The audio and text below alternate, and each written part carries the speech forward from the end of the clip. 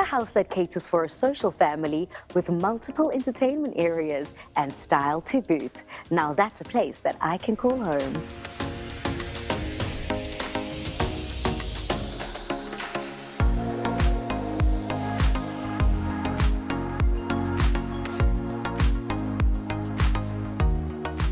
I'm your host, Palisa Dembe, and this is Finest Homes. In today's episode of Finest Homes, we're visiting a project from the drawing board of bespoke architecture and interior design studio Morris & Co. It's a project that architect Adrian Morris originally had the pleasure of designing 15 years ago and was called on again to adapt the home to the client's needs. Hi, Pali. Hi, Adrian. Nice to meet you. Thank you so much for having me. What a beautiful home. Thanks for coming and thanks for giving us a chance to share this beautiful home with you guys. Now, what was your involvement with this particular project? Well, we've had a very long relationship with this client. So we've done 3 projects with them over the last 15 years.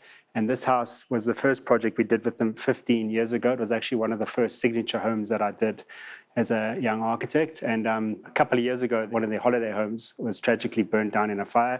And we got the opportunity to come on board and kind of reimagine their holiday home.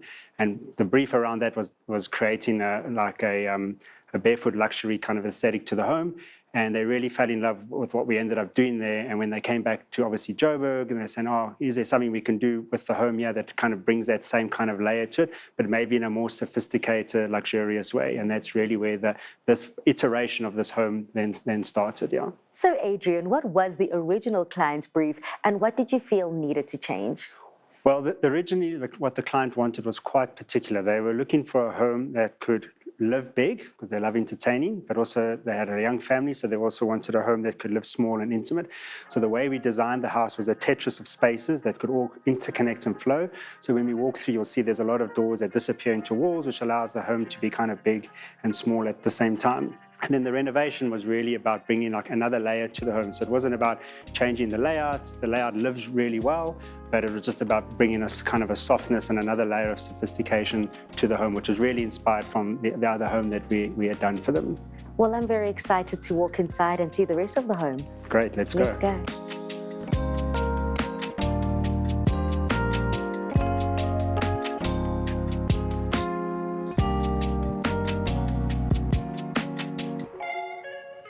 Adrian, I just love this space. It's so open, and I also love the double volume ceilings. Thanks, Pali. So this is the entrance hall to the house, and we really thought about it as a gallery space. So the idea with the volume was to kind of create a sense of arrival, but also we created these large south-facing windows which bring a lot of light into the space, and then we designed the entrance hall to spill across into the dining room. So again, it just creates this like sense of arrival. You know, we think about reception rooms or spaces as like the first handshake of the house. So yeah, we really kind of made the effort to bring a lot of art into the space. And when you walk through, you also just get a sense of the layout of the home. So you formal dining room leading through into a formal entertainment room. And what a warm welcome it is. It is. So Adrian, talk me through the functionality of the south side of the home. So when we laid the house out on the site, what we did is we thought about the south rooms as like the entrance room. So there's obviously the entrance hall, there's this dining room space that leads through into this formal entertainment room. So all these are south lit. So you'll see they've got very large like open windows, which brings in the south light. And because they don't get a lot of warm natural light, the rooms are anchored with fireplaces, which was something that was added in as part of the renovation project that we did now.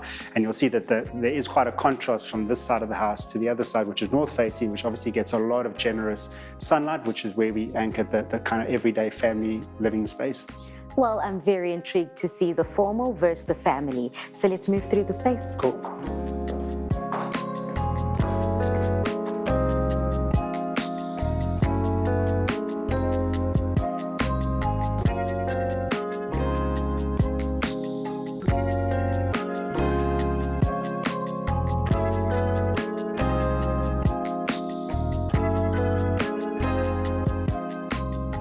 Adrian, I see what you're talking about. This side of the house is so much lighter and brighter compared to the south.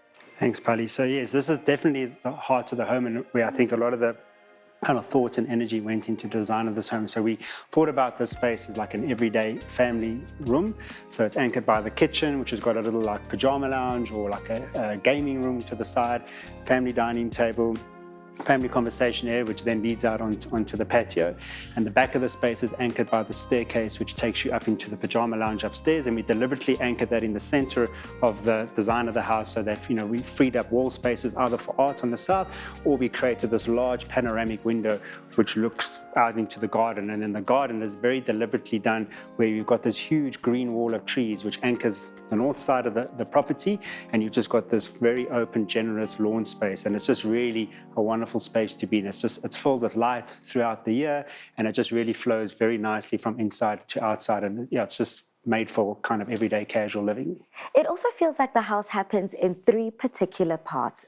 It does happen in 3 particular parts, but they definitely all flow together. So again, it was that original brief about big and small. So you can sit in the little pajama lounge, you could just be at the dining room table and the kitchen, or it could be the whole space, or you open the doors and it all flows out onto the patio and it just becomes one large entertainment room. So I love the presence of the garden regardless of where you are in the home.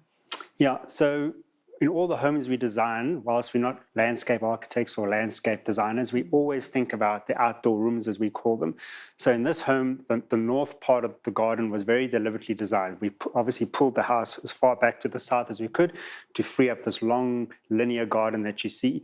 And many of the trees were here, so we preserved them, and those have really established themselves nicely and created this big green wall, which obviously shields us from the neighbors next door, but also creates a wonderful vista from these rooms out into the garden. We also believe that every room should have a vista. It doesn't have to be a mountain range or the ocean. So we created this vista for these family rooms, but we also thought about it functionally. There's going to be a young family living here, so we kept the lawn space open so you can see, kids can play soccer or cricket. There's a putt green in the back, and then if you look to the south, the property abuts a green belt on the south. So when you go upstairs, again, we've kind of got the bedrooms looking into the garden, but on the south side of the property, some of the rooms we've created these large picture windows that look into the south green belt. So everywhere you have these kind of vistas and connections, which just really creates a wonderful layering to the house. So yes, the house may physically flow from inside to outside, and you can see from inside to outside, but you also need to anchor it with something that really kind of draws your eye out and kind of enhances the beauty of the property.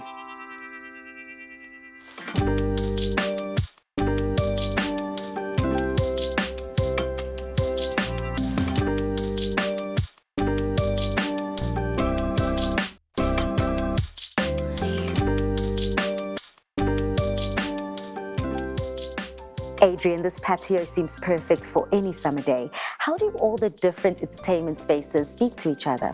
So the way we thought about the patio from a layout perspective is we wanted it to be the center point where all the rooms connect. So the formal entertainment room flows out onto the space, the informal or the family space flows onto this space, and the patio is situated on the northwest corner, so it's afternoon sun, goes out onto the garden, it then flows out onto the pool deck, and that then connects through to the outdoor gym. So we really thought about the patio as one of the key spaces in the way the house lives, and obviously that responds really well to the wonderful climate that we have in Johannesburg, where it's one of the most temperate climates in the world. So this indoor-outdoor living is something that we really should be embracing in the way we A, design homes, and B, the way we live in our homes. It seems as if there's been so much consideration when it comes to the design. What are some of those key architectural features that stand out? So, we had a lot of fun with the bar and the patio since we're standing here now. So the way we thought about the bar is we wanted it to be something that kind of connects on the corner of the space, but it also feeds back into the formal entertainment room. So the way it's designed, it has this open corner, and it's got this really clever corner glass window which disappears up into the ceiling. So it has this seamless connection. There's no fussy doors to open, so it's really quite a clever, novel feature. And then the other thing I think is, the architecture of the house, because of the way the spaces flow and the way we wanted to really embrace the outdoor rooms. It's very modernist in its design. It's quite geometric, and we don't really have, I think, a style to it, so you could call it modernist. And then what we did with the outside of the house is we actually made it black charcoal, that it really was disappeared, and it was a little bit counterintuitive, thinking a black house would be quite a strong element. But when you look at it in the context of the garden now, many years later, the house almost disappears, and it's really about these big vistas that you have out into the garden, and obviously the way the rooms then flow together, which again kind of leans into that modernist thinking of form and function. So yes, that's... Although the project seems to have come together effortlessly, there must have been some challenges. there's always challenges on projects. So I think the two main things, the first is making decisions. There's a myriad of decisions to make. And I think that the way that you can help manage your way through that process is having a strong concept. So on this project, I think Julia was a great benefit to have on the project. Obviously, ourselves and the client, having been involved together for so long, we needed someone to maybe come in and just help us redefine the North Star for the project. So that was definitely a great asset. And then the second part is obviously budget and ambition. So we worked really hard with a number of local suppliers and artisans to bring together what was a very ambitious concept for the project. And finally, in your opinion, Adrian, what makes for a finest home? I think that's a really difficult question to answer, but I think one of the ambitions we maybe have in our own studio is, if you think when we as architects or designers work on homes, we all tend to bring our own handwriting to the project in some way or another. And I think if you think about architects or interior designers as musicians, you have rock and roll, jazz, blues, whatever. But I think maybe what we got right here as a collective is that we delivered the music that the client wants to hear. How poetic. Thank you so much for your time, and thank you so much for sharing the space with us. Thank you. Stay with us as we continue the tour of this multifaceted home after the break.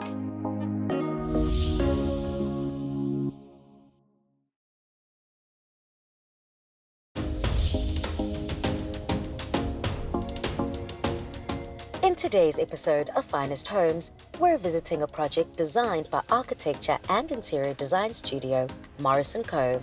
Before the break, I met with architect Adrian Morris, who originally designed this family home and was called on again 15 years later to re-envision the home for the family's growing needs.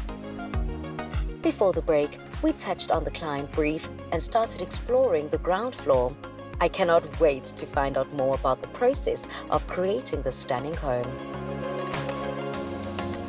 When it came to the interior design and layering of the softer furnishings, Julia Day was called on to bring the owner's vision to life.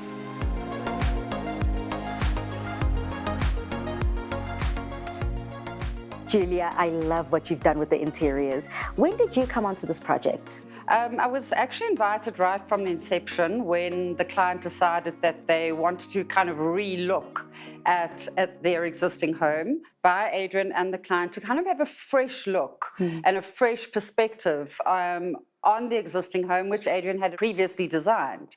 So right from the outset, I was asked to come on a conceptual level and to actually have a kind of maybe a slightly different perspective because I had not worked on the project before, which they found quite beneficial. And what was the client's brief when you initially joined?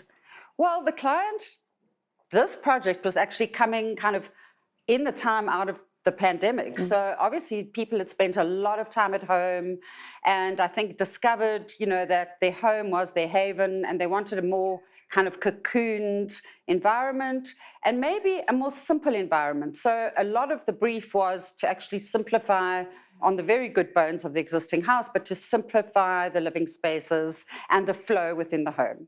So coming out of the pandemic and celebrating the cocooned, cozy home, how then did you interpret that client brief?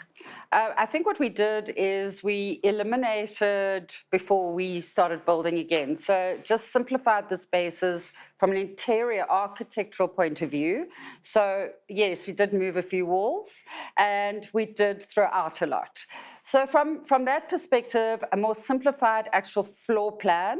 And then I also simplified all the kind of furniture layouts of how the furniture was situated and let that actually speak as a whole within all the spaces to each other. So not seeing each room kind of as a separate little box, but actually having everything flow through. And then we get onto the finishes, which were really, really important in creating the simplicity and the calming space. Beautiful, luxurious finishes, calming colors, warm colors.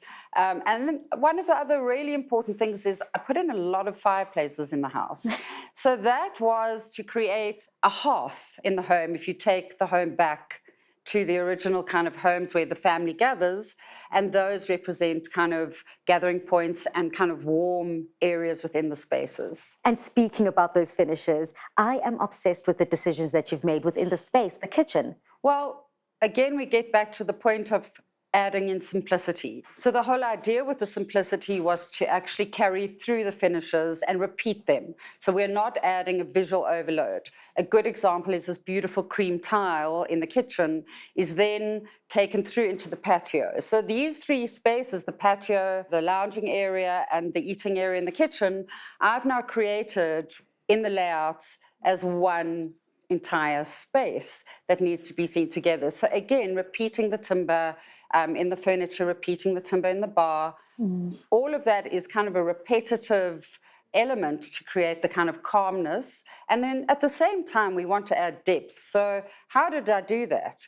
The stunning plastered extractor, that beautiful textural plaster is then emulated again onto the ceilings in the spaces. So again, repeating and carrying through all together, but adding in the textures and the layers in different areas. I also love the movement of the marble in the different surfaces. Absolutely. The use of natural materials is really, really important in the space. And of course, the marble is one of the most magnificent kind of elevated materials you can use. And it's got its own natural pattern and depth.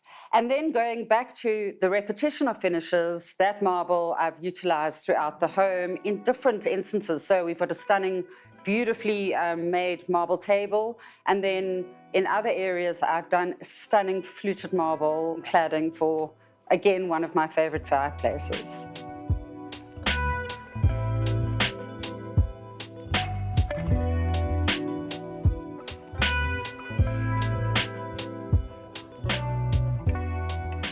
So Pali, this is the entertainment area where the family spends a lot of time, but also when they have guests, people kind of populate the space. What we did is we actually added in an extra kind of a bar table, and then this magnificent storage cabinet where we integrated the marble again for board games and all those kind of things that you would need in an entertainment area. The other thing that we worked with really strongly throughout the house, which is evident in this area, is the client's art collection. And what is your approach when it comes to working with curated art? Well, Pali, this art collection in the house was a collection that was collected over time and had personal meaning to the client. So first and foremost, we had to start with the art and then work backwards. And I think that's quite evident that none of the furnishings or the finishes kind of take the place of the art. So some of the art is extremely colorful, and we decided rather to keep everything neutral and natural and for the eye to focus on those particular pieces and to center the room around the placement of the art. I love what you've done downstairs in the house, but what have you been able to achieve upstairs? I think it's pretty much taking that very same strong concept that I started with, which is the simplification of the plans and then creating cocooned areas, which I'd love to show you in the main bedroom. Well, let's go up.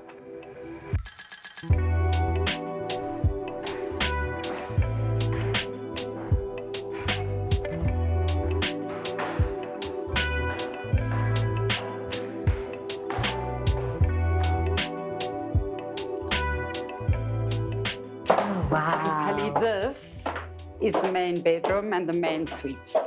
This is so cozy and intimate, yet there's quite a bit of space here.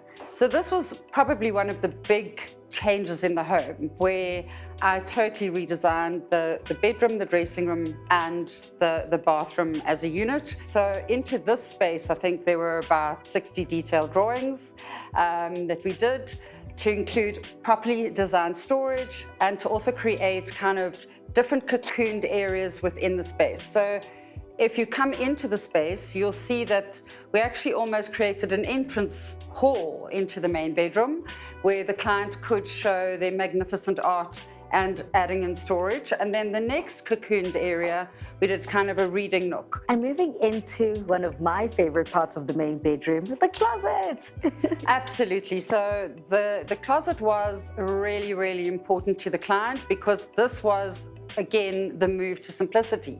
And simplicity is the correct amount of storage for the correct amount of items that you have in the correct place. Like literally, we placed each thing with the client in situ to ensure that everything was taken care of. And then the other thing is we needed to make it exceptionally beautiful because your passage from the main bedroom through to the bathroom is through this magnificent closet. And stepping out into the bathroom now, by just the eye, it looks so vast, but in actuality, it's quite a compact bathroom. When it comes to the bathroom, the actual back wall of the bathroom, there were no windows there. That was a solid back wall with storage. So we actually extended the footprint of the bathroom and then put in windows to view all those magnificent trees that you see. And this also creates a visual access. So from the main bedroom, you walk through this dressing room. The dressing room is quite a dramatic, beautiful, quite a darker space. And then you're going from the light in the main bedroom through to the light, and kind of like a spa. It actually feels like a spa. It's so beautiful and light. It does. It's tranquil and it is absolutely serene. Bravo, bravo, Julia. Thank you. It's a fantastic client who knew exactly what she wanted. And so we were really, really happy to be able to provide that in a great house with great bones that already existed that Adrian provided.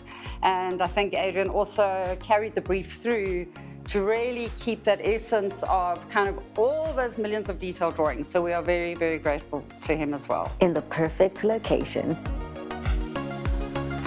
After the break, we continue our conversation with Karen Stain of the Home Studio about a recent project of hers.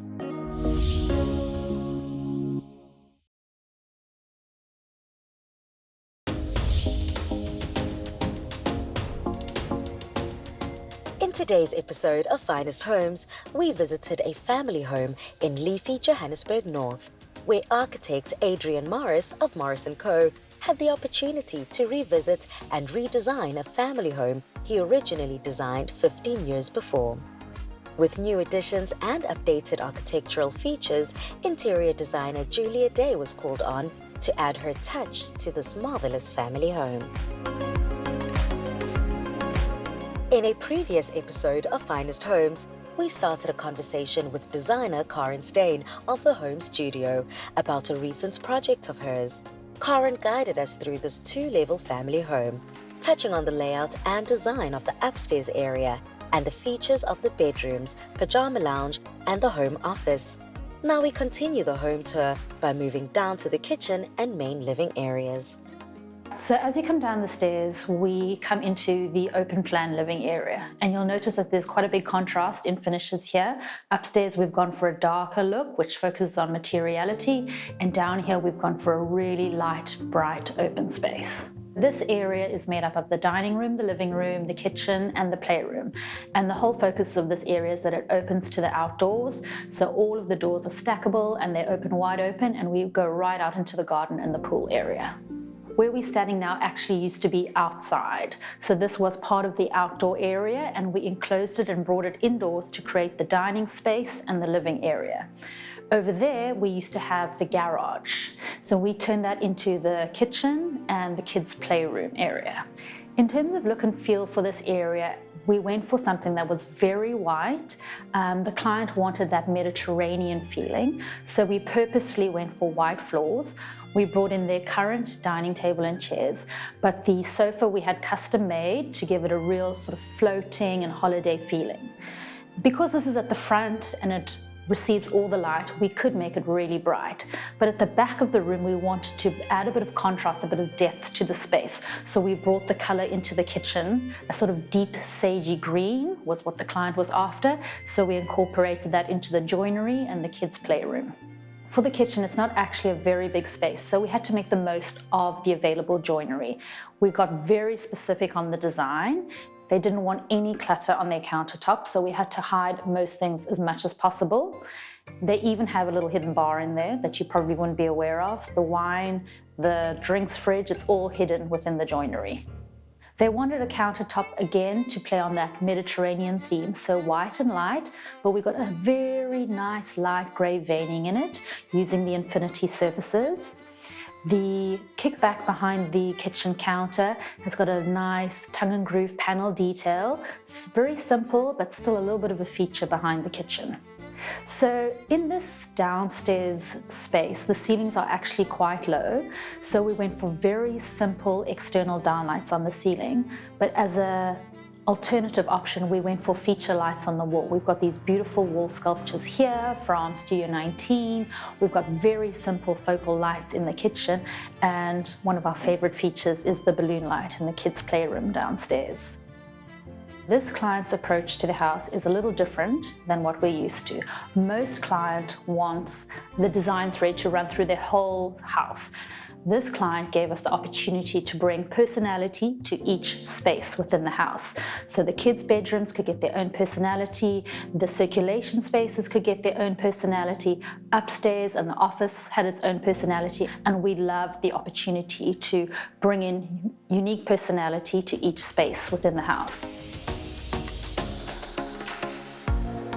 That's it for this week's episode of Finest Homes. Please do remember to reach out to us on our social media platforms, as we love hearing from you. But until next time, stay well and stay inspired.